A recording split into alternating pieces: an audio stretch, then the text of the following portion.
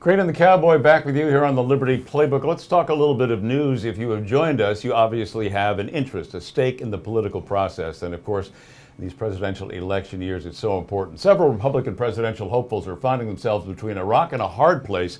The latest polls ahead of next Tuesday's vote in New Hampshire show Donald Trump with a double-digit lead over Marco Rubio, who is on the upswing, and Iowa winner Ted Cruz.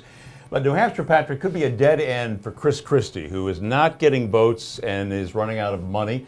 He's put a lot of his eggs in the New Hampshire basket. We'll see how he does. And Jeb Bush, who has burned through a couple $1 million already and getting nothing for it, still seems to be running in place, barely registering in the polls and testing the patience of his donors. And his donors are not going to be happy if he doesn't do well. They're going to say, boy, did we spend a lot of money on nothing. And no one foresaw the Donald Trump caravan coming. No, and it's huge. It's very huge.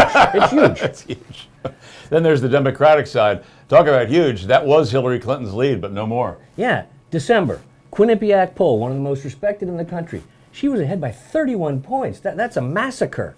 Now she's ahead by 2. It's 44-42 in the Quinnipiac poll, so they're using the same polling data, and I'm telling you, that's not good, and that shows you that not only that they might not like her, Bernie Sanders, they don't like her.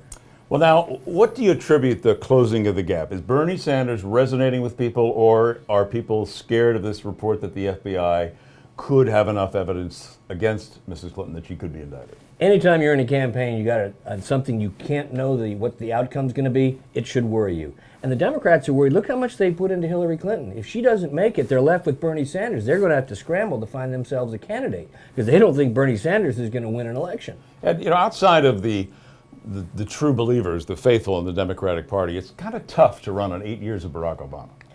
Yeah, and we don't know where the economy is going to be come November. I mean, those are the unknowns. When your party's in power, there's things beyond your control. If there's a recession, if there's a big terrorist attack that looks like, came from ISIS, that's going to do nothing but hurt Hillary Clinton. And quite frankly, the other thing that's going to hurt her is right now Libya is a mess, and that she calls us her crowning achievement. So we'll see how that turns out.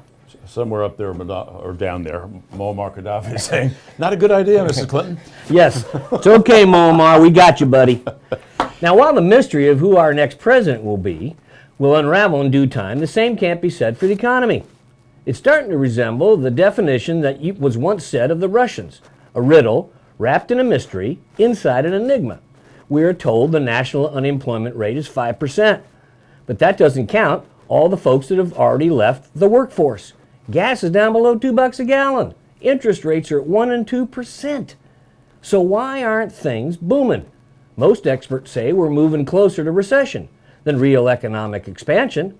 Nobody really feels confident about anything. And if you just go down to the local Walmart, that's the only picture you need to see why things aren't good. Well, business people, maybe they don't want to expand because they're uncertain about the economy. They're uncertain that the minimum wage could be raised. And the jobs that are, we hear, they created so many jobs in the last month. Yeah, but they're service sector jobs for the most part. They're the low-paying jobs. They are the minimum wage jobs, the $10 an hour jobs, maybe a little bit higher if you're there for a while. And if only 9 months till the next election, the money boys are going to sit on the money right now. They don't want to start investing until they know who's going to be the next president, what the Congress is going to look like. Then they'll make their financial decisions. If they see a Republican president, Republican Congress comes in, they might say to themselves, hey, we're going to get a little regulatory relief and maybe we'll get some tax relief, and then you might see the thing tick up again. But until then, I think we're just going to bump along. And I just want to express a pet peeve of mine. The airlines. Back in 2006, 2007, they were getting creamed. Jet fuel was close to $5 a gallon, right? So what did they do? Well, they started charging us for bags and for soft drinks and for this and for that. Collectively last year, $6 billion in fees. Well, guess what? Jet fuel prices are down by, maybe 60%. Have they cut any of those extra fees? No. Have they cut fares much? No. That's not nice, guys, ladies. And the airlines are shrinking, too. The planes are shrinking, and the number of airlines are shrinking. We're getting hosed. And the people are getting bigger.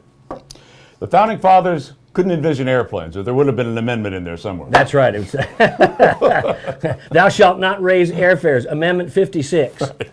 Of course, they only had to go from New York to Philadelphia. They could have taken the train. Yeah. They had one. All right, that's a look at the news. I'm Ed Crane. And I'm Patrick Dornson.